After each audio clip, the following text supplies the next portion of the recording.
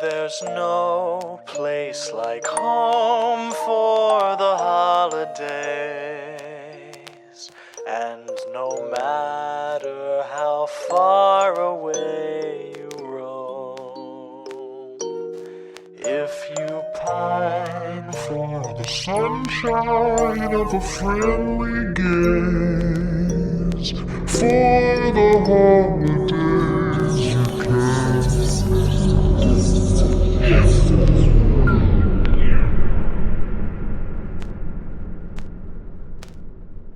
Welcome back, listeners, to another Horror for the Holidays stocking stuffer edition. And Jay, what is that weird-looking monkey sitting behind you? Oh, well, that my dad had it. My dad, Adam Scott, with his big mustache, had it, and for whatever reason, it keeps coming back. Ah, okay. I'm sure nothing bad will happen when that drumstick falls down, right? I made the post I made on social media when I went to see this was in the time of chimpanzees, I was the monkey. Perfect. Anyway, we're talking about 2025's The Monkey, where huckster Osgood Perkins tries to trick you into thinking he's a good rider once again. And so getting long legs wasn't bad enough. Now we've been monkeyed.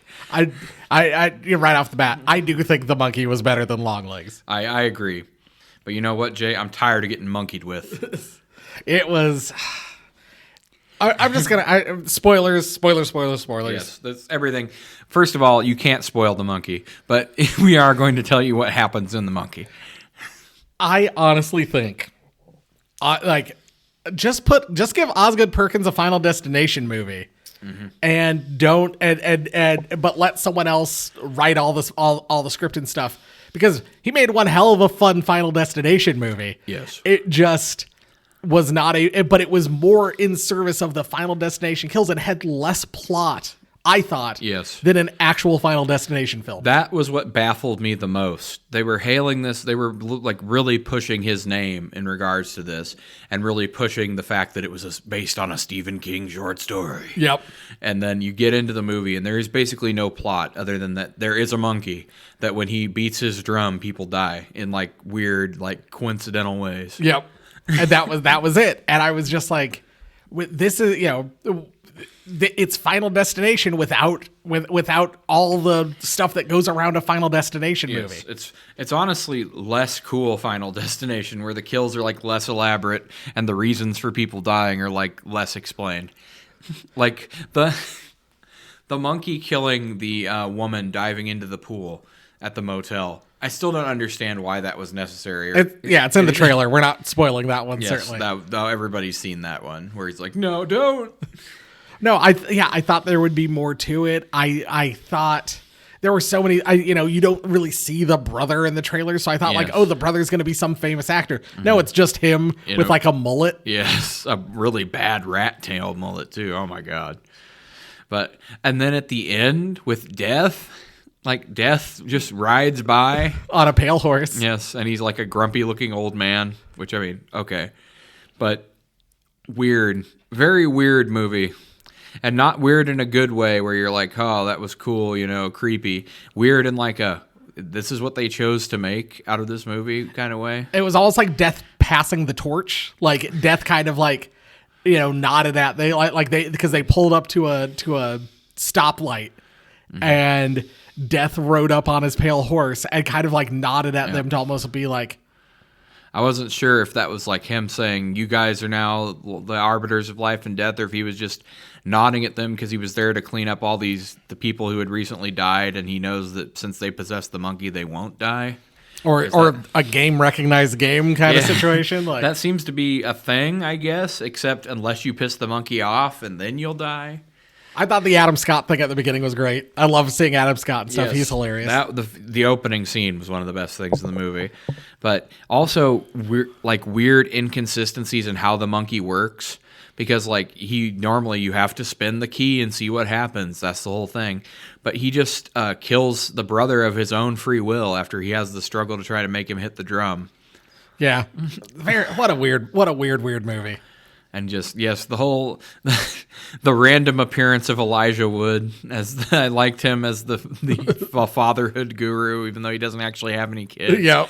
I thought that was great. But yeah, he's only in it for like 2 minutes.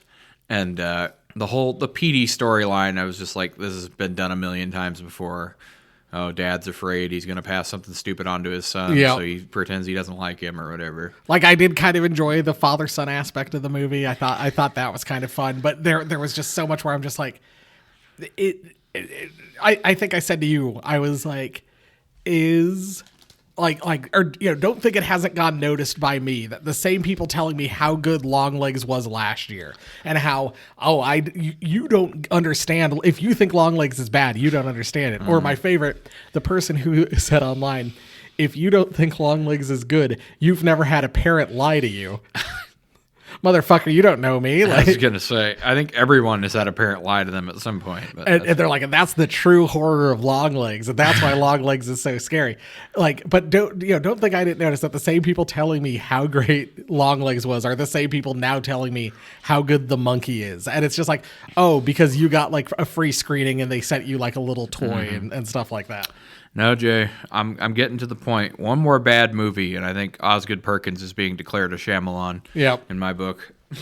I completely agree with you. It was very disappointing. Like I said, if you want to see a bunch of fun kills, if you want to see a beautifully shot film, yes. If you want to see a movie where they keep the Stephen Kingness of the Stephen King's short story very front and center, because I would say all the characters acted very much like Stephen King characters. Yes, even to the point where they go to Maine, which my brother and I groaned at each other when they crossed the border into Maine. And the older brother's name is Bill, which is apparently the only name an older brother can have in Stephen King's universe. I think I was literally like, of course they went to Maine. Yes, of course his name is Bill. Of course they're going to Maine. Of course he's got a weird, creepy uncle. In which apparently that was Osgood Perkins, by the way. Yep. Uncle Chip. Uncle Chip, who got trampeded. New method of horse-based killing created by J. Logsdon. It's a trample stampede. Yes. I had to dump his body out like spaghetti. That was great. That was a lot of fun.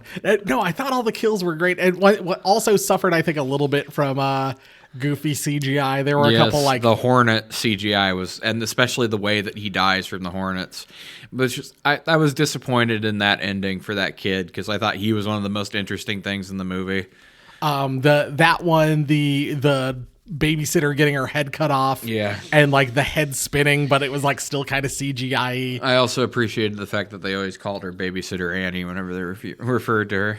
And then when he has the vision of the mom, like with the blood pouring out of her face, I was like, oh, here we go back to like It level CGI. Yes, that was kind of bad. The thing that really got me laughing was the priest that just does not give a fuck at all about the eulogies. He was great. Doesn't even know these people. It's like, yeah, why her? You know, I mean, why anybody? Why anybody? Who knows? Nothing happens for a reason, or maybe everything does. I don't know. He was great. Yeah, that was definitely a standout. But overall, I don't think I will ever rewatch The Monkey. No, I think if I got the monkey if I got the monkey under the tree, I think I would be disappointed. Yeah, if I found the monkey in my stocking, I would be disappointed. Did you have a favorite kill? I honestly, just for how quickly and how abrupt it is, I like the shotgun falling out of the closet and blowing the real estate agent's head off. I thought that was fun. I liked the kill on the ant, where first she gets the fish hooks and she goes to pick those out, and then she hears the stove is running and lights her own face on fire, runs out, steps in a memorial flower pot at the foot of the stairs, and then impales herself on the for sale sign. That was probably the most elaborate one I liked. That one was very fun. Like that one was one of those where like, because I was pretty sure, I'm like, I think it's the ant who's gonna get lit on fire, because like that scene's in the trailer, and then when she falls through the stairs, I was like, oh, okay, it must be someone else. And then she sits up and she's got all the fish hooks, and it's like, and just the fact that it like kept going, I thought that was very fun. I felt like that was the most Final Destination-esque kill too. It gave me the most close feeling to that. And her death led to the funniest joke in the movie for me, which was they sold all of Uncle Chip's like guns and all that collected hunting equipment and all those things that they had in there. And the real estate agent tells him, yeah, well, we had the estate sale and we made over $100. And I'm like, those two guns those guys were walking off with would probably be $500 a piece just on their own. I also enjoyed the when he rolls up to the house, where the ant went face first through the sign, there's just like a caution cone. Yep, but you can still see like all the blood underneath it. Yep, that was good. Also, when Petey brings up going skydiving, oh yeah, I loved the after the monkey goes on his rampage. He's just pissed off. A plane crashes and you're like, oh, okay, like a bunch of people died, and then a groom falls through the ceiling, yes, and then the bride falls afterwards because they were skydiving. Because Petey's like, oh, they do weddings, and then that pays off, which I thought that was a great payoff. But yes, unfortunately, even though there were some bright spots overall, I believe it is an hour and a half, and it feels more like 2 hours. Also, the cheer bus kill right at the end was a lot of fun. It's like, I love that they ended on that, but I was also like, it would have been more fun to see them in a few more places other than just randomly cheering. Like they had them in one other scene. No, I would have had them constantly showing up. Like I wish they would have had them like, you see them eating at a restaurant or whatever. You see them like walking around in the background somewhere, or maybe staying at the motel that they're at or something like that. And then have them all get killed at the end. Yeah, I think that would have been a better payoff. Yeah. But I did enjoy that. But yeah, like overall, I wouldn't. It's one of those movies where you go and you're like, I didn't have a terrible time, but I'll probably never rewatch that. Where I'm excited to rewatch all the Final Destination movies earlier this year, so I can go watch Final Destination Bloodlines. Mm-hmm. No, for sure. This is just not something I think it's going to have that status. It's not. It's kind of like how everybody was talking about how Longlegs was the next horror sensation. I haven't heard anybody say a peep about Longlegs since about a month after it came out. There's been a slight resurgence of people who didn't go see it in theaters, and now that it's on Hulu, and so I'm seeing people, and I'm seeing kind of the same discourse of people being like, "Oh, it's great," and then people being like, no, it fucking sucks. It looks beautiful, but it fucking sucks. Yes. No. I mean, this movie, The Monkey is beautifully shot again, because obviously Osgood Perkins is a talented filmmaker in the technical aspects, but he just doesn't seem like he's that great in this story aspect. And I thought was a solid actor. I thought his Uncle Chip, he was great. Yes. But yeah, just I don't know. So someone, it kind of feels like the George Lucas syndrome. Like someone needs to like rein him in. Yeah, for these scripts, or like expand upon these ideas or something. You're giving him too much power. Yeah, it does seem like if he's the driving force, that it's just not going to work out. Well, Jeff, besides seeing the monkey, you get up to any other spooky stuff? Well, Jay, define spooky. I mean, I did my taxes. I got my tax return. Yeah, I haven't gotten my tax return yet, but yeah, I did my taxes too. What else is going on? Did I do anything spooky? I rewatched Blade. Ooh. I don't know how spooky that is to people. Blade's fun. Blade's a fun movie. I like Blade. No, but Blade didn't exist, Jay, because the first Black Marvel superhero, as we all know, was Black Panther. A couple things. I read the book, or I finished reading the book. What Moves the Dead by T. Kingfisher. It is a retelling of the fall of the House of Usher. Very short, like 150 pages, like real fast, quick little read. Took me longer than I'd like to admit to have read it. But it's a really unique take on it, where basically what moves the dead is fungus. It's a cross kind of between the fall of the House of Usher and The Last of Us. Okay. But yeah, like I said, real quick read, about 150 pages. I started reading it, like I said, it took me longer to read than I'd like to admit. I think I started reading it in like mid-January, and I get about 15 minutes a day to read. And so I was finally able to finish it earlier this. Hopefully once the remodel's done, I'll be able to actually read books. Hopefully. A movie I was actually put on to by Red Letter Media reviewing it and pointing it out. The King Tide, Jay. I did watch that. It's available on Tubi, also available on other platforms. a child washes up on an island village that is like basically sworn to live like a simple life, kind of like an Amish type thing. And if you are around her, any like ailment you have, whether it's like mental or physical, it's healed.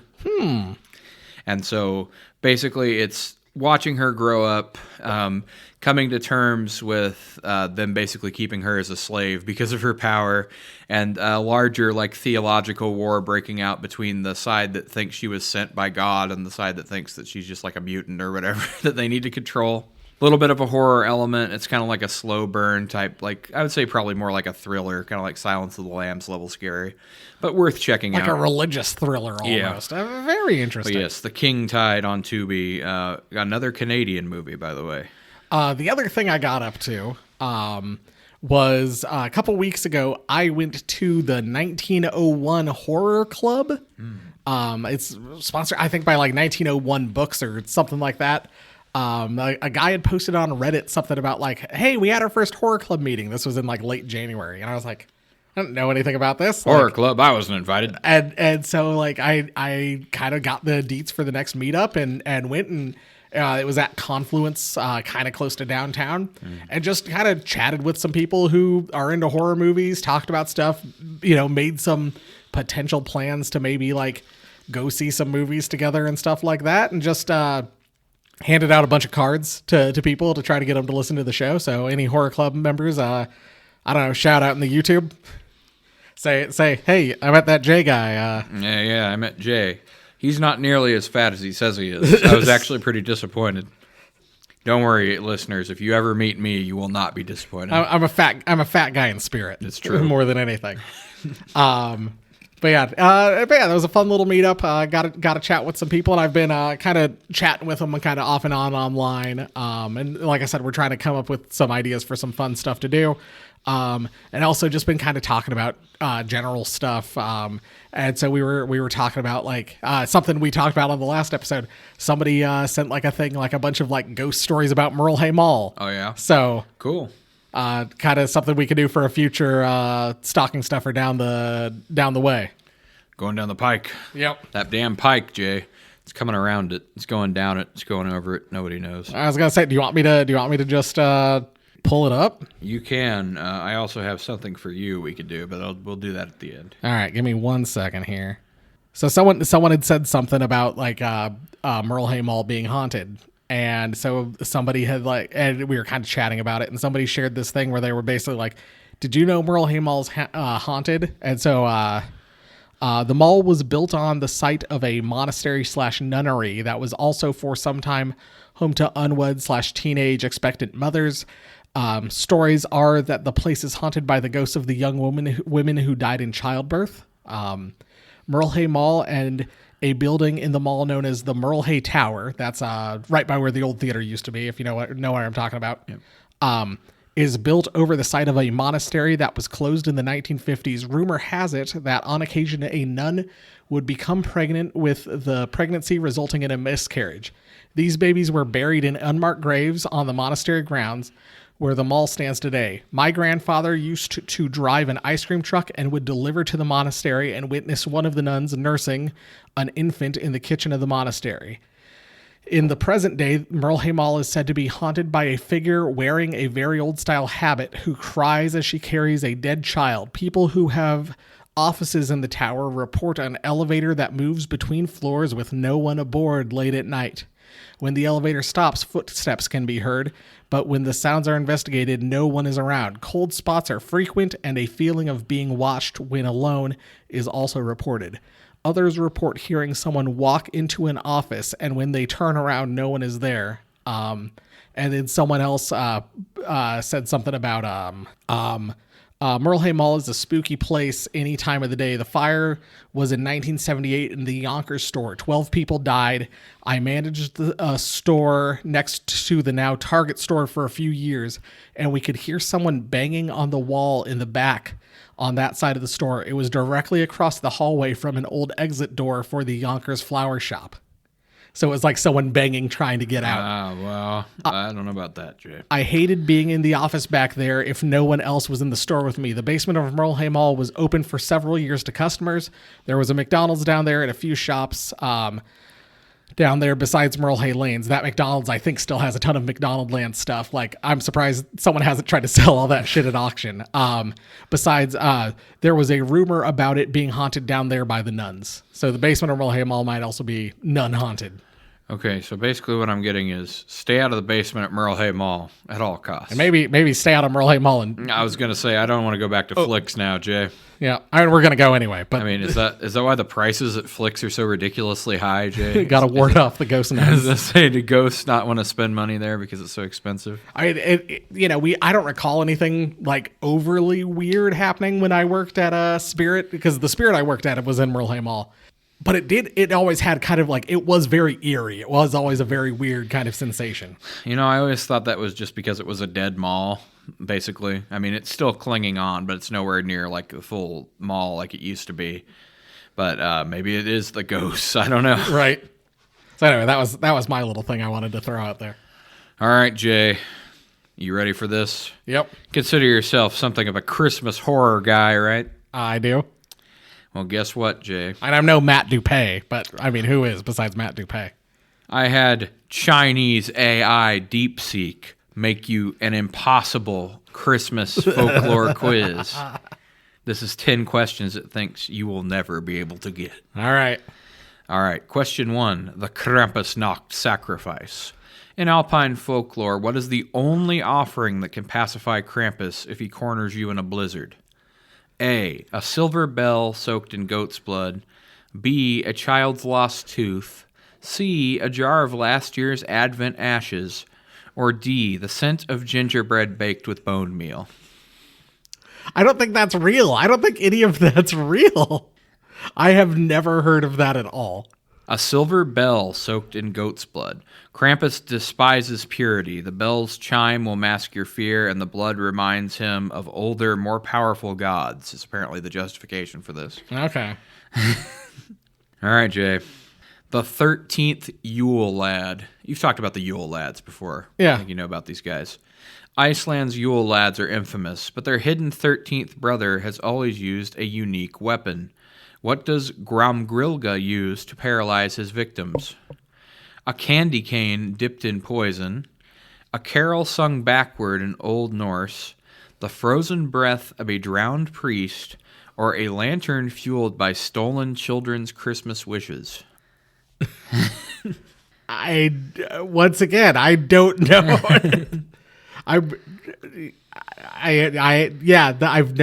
don't. Apparently, it's the frozen breath of a drowned priest. His lantern holds the final exhale of a priest who died confessing his sins, and apparently it freezes you to the spot when he holds the lantern up to you. Okay. Not doing too well on this impossible quiz, Jay. All right, the Cursed Carol. Which verse of God Rest Ye Merry Gentlemen summons the spirit of Old Scratch Nicholas, a demonic caroler who replaces your tongue with holly? A, to save us all from Satan's power. B, remember Christ our Savior was born. C, tidings of comfort and joy. Or D, let nothing you dismay. Sure, why not let nothing you dismay? I don't... No, this one's actually just to save you all from Satan's power. All right. The Black Ice, Jay. In the abandoned town of Silent Night, Alaska, what happens if you step on the frozen lake where the Christmas choir drowned in 1899? I don't know. You become a ravenous Wendigo. Your ice reflects your death next Yuletide. You're forced to sing their dirge until spring thaw, or your body turns to glass Christmas ornaments. I would assume it's like you see your death for next Christmas. That seems the most like folklore-y. You sing their dirge until the spring thaw, Jay. Their choir's voices are trapped in the ice. Join them, or your throat freezes shut forever. The Advent Wreath Curse, Jay. Lighting all 5 candles of the Devil's Advent wreath is known to open a portal. Which entity crawls through, according to legend? A shape-shifting doppelganger demon that takes the form of Santa Claus. The Marley Hound, Jacob Marley's janitor after Hellhound. This is serious, Jay. I didn't know Jacob Marley went to hell. He did, Jay, and that's why he was covered in chains. The ghost of Christmas yet to be eaten. Or a swarm of sentient tinsel worms. I want the swarm of sentient tinsel worms. Let's see what the answer is. The ghost of Christmas yet to be eaten. The skeletal, ever-hungry spirit that gnaws on your future memories until only famine remains. These are some fun ideas. Yes. No, these are real facts. It's totally not an AI hallucinating folklore for Christmas because I prompted it like 7 times to get harder questions. So it just started making them up. All right, Jay. Number 6, the Mistletoe Pact. What unspeakable act binds 2 souls under the devil's mistletoe for eternity? What if we kissed under the devil's mistletoe? I don't know what would happen. Exchanging locks of hair dipped in mulled wine, sharing a mince pie made of human flesh, whispering each other's sins into a bauble, or cutting down the mistletoe with a golden sickle. What do you think, Jay, would unbind that spell? I assume I have no fucking idea. I assume it's something to do with cutting with the golden sickle. Why not? Nope, we gotta whisper each other's sins into a bauble, Jay, because the devil's mistletoe grows where lies fester. Whisper into it and shatter the bauble, or your souls will be dragged to the wicker tree. The what? The wicker tree, Jay. Obviously, you know about the wicker tree. How could you not? Okay, Jay. The Nutcracker's Revenge. According to the brothers... I've seen this movie. It's not very good. According to the brothers' grim tale, Der Blutkostnacker. How many times must the Nutcracker stab a traitor before they transform into a walnut? A, 12, 1 for each day of Christmas. 7, the number of swans a-swimming. 3, representing the unholy trinity. Representing the 3 Frenchins. Are 666. I'm gonna. Well, I mean, if it was 3 to represent the number of Frenchins, maybe we'd be talking all 3 Frenchins. I'm gonna go with the 12 days of Christmas. You are correct. All right, you got it, Jay. Jay's got one on the board, ladies and gentlemen. All right, this is a really good idea, by the way. I'll say that before I read this totally true story. The Snowmen. In 1637, in the Scottish massacre of Frostwood Village, villagers found their missing children inside snowmen. What fueled their frozen hearts, Jay? The still beating hearts of the children, cursed coal from St. Nicholas's original sack, the tears of a hanged angel, or a pact with the Frost Maiden of the Northern Lights. I'd say the pact with the Frost Maiden of the Northern Lights. How did they get Santa's original sack? Or how did they kill an angel? So I'm going to say the Frost Maiden's whatever's. You're right, obviously. The Frost Maiden of the Northern Lights. She pulls the still beating heart from the child's chest and animates the snowman. Obviously. That's how she makes her armies, Jay. We should know this. Number 9, the final gift. Opening the box gift of Everdark, wrapped in human skin, on Christmas morning grants 1 wish, but at what cost? 1, every gift you ever receive from then on turns to rot. B, you become the new Krampus. C, your name is erased from every Christmas memory your family has ever had. Or D, the sun never rises on December 26th.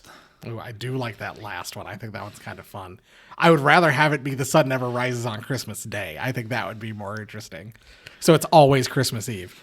Because like in actual folklore, there's the whole thing about like Christmas Eve is like a dark night. Like it is like, their Christmas Eve is just, as much as we joke about Silent Night, Deadly Night, you better run. Christmas Eve's scariest night of the year, boy.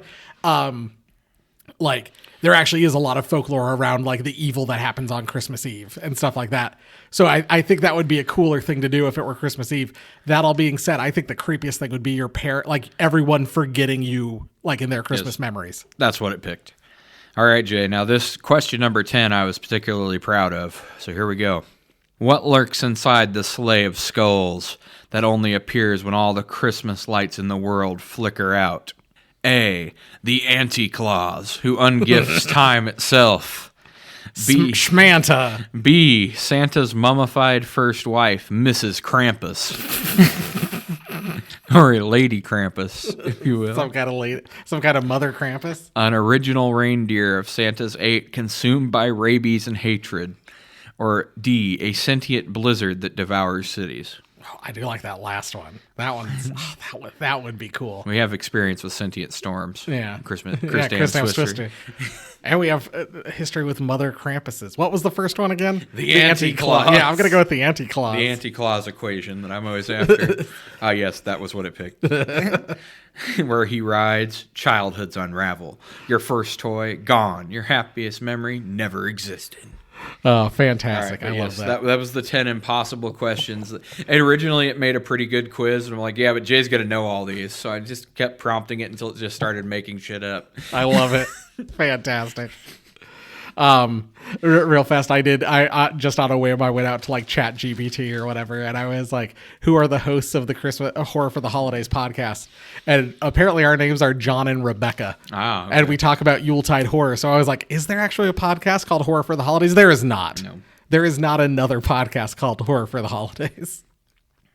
But apparently, yeah, we're John and Rebecca. So I'm Rebecca signing off for Horror of the Holidays. Get in touch with us on... well, now I'm curious, Jay. Let's see who the Chinese Communist Party thinks hosts Horror for the Holidays. All right. Anyway, I'm Rebecca. You are Rebecca, and I'm John. Yep. And get in touch with us on social media. We are at Horror4 Holidays. Send us an email, horrorfortheholidays@gmail.com, while Jeff is waiting for DeepSeek to say who the hosts of Horror for the Holidays are. It's currently saying that because I'm asking this question and the same thing and that I had it make the quiz in, that Horror for the Holidays must be a fictional show that this quiz is being read on. So I think it's going off of that. Yes, the hosts of Horror for the Holidays are Dr. Elsbeth Cramvin, Christmas historian, and let's see, co-hosted with her co-host, the Yule Hag. Well, you're the Yule Hag, and I'm Elsbeth Craven. This has been, I've been here with Dr. Elsbeth Craven, and I've been the Yule Hag. And then this has been Stocking Stuffers. Thank you. Good night.